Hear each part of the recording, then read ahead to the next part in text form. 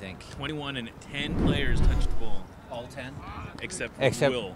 Except for Will? The ball was intended Wow. for at the end, yeah. Okay, all right. Good. Well, I knew it was a pretty good sequence. It was actually, for some reason I thought it was only 6 passes, but then I went back and watched it again, it was definitely 21.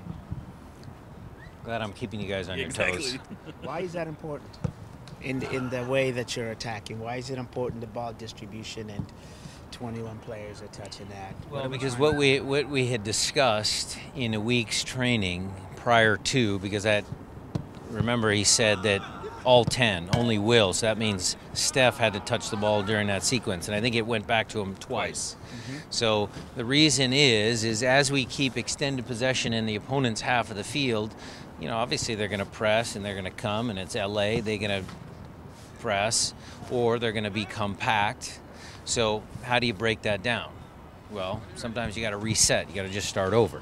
And so whether they pushed us back in that play or whether we just played there to reset, to draw them out, to open up more space, however you want to slice that up, that's what happened.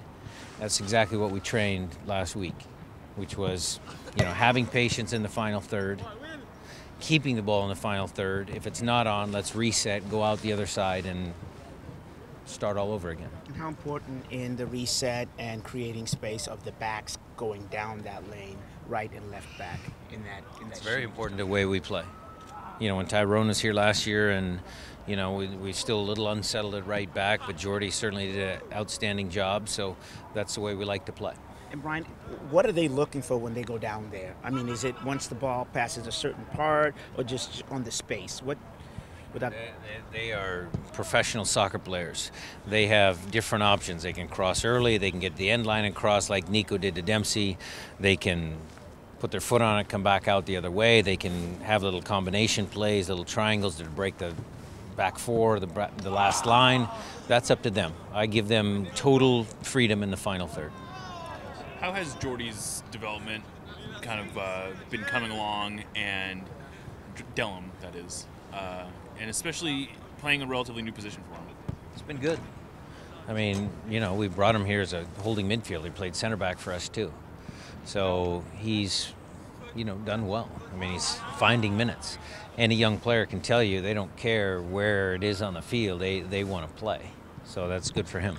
Was there anything special kind of joy you see when he took that ball, I think it was on the third goal from Will, and kind of went into space and really was kind of the part of the play that really made it? Well, it wasn't just joy for him. It was the whole team, the whole sequence, and how we played out of pressure and got behind them. And, you know, we ended up, it was a positive play for us. What did Will Bruin bring as a center forward that allowed you to make plays like the 21 pass sequence there and force defense to make mistakes? Well, again, he was part of a team that really played pretty well. So what Will does good is, you know, he stays in between the two center backs, occupies that space. He can lay the ball off as a true target guy. He also can be a little bit of a slasher, running the wing channels to stretch teams a little bit, to create more space for Dempsey and Nico. So he did a lot of things well. How's Brad's health coming along? Better. I mean, he was in a little bit training today at full speed, so we're trying to just build up his strength. You ran Henry Wingo at right back. Well, Ezra ran Henry Wingo at right back for S2 on Tuesday. Have you seen the film? What did you think, or what's the feedback from Ezra? He did okay. He did a little self-reflection before we even had a chance to, you know, talk to him as a coaching staff. So I enjoyed that he's thinking about his performance, and he was okay. He's got a ton of potential, that kid. Any updates on the statuses of Chad Marshall and O'Neal Fisher? No updates. Still the same. What's New England going to bring on Saturday? Very fluid team. You know, Wynn is very good. Kamara is really good. The interesting thing, they've been playing Kellen Rowe at left back. You know, the hometown kid playing left back was a little odd for him, but that's, you know, they've got some issues on, you know, with their left back situation. But they're a good team. Good team. Jay's a good coach. I'm taking a pro coaching course with him, and I got to know Jay a little bit better. And very cerebral guy, very smart, very good coach. Coach, there have been a lot of good goalkeepers who have played here at Keller, Spurning. Stefan got his 50th win. He's the first Sounders goalkeeper to hit 50 wins when he got that in LA.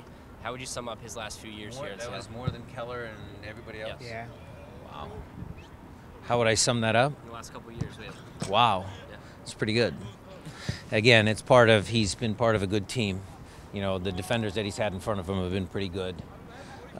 He would probably be the first one to tell you guys that. But certainly it's a testament to the hard work that Tommy Dutra does as a goalkeeper coach. And, you know, Tyler, Brian, you know, all the guys, they work hard every day.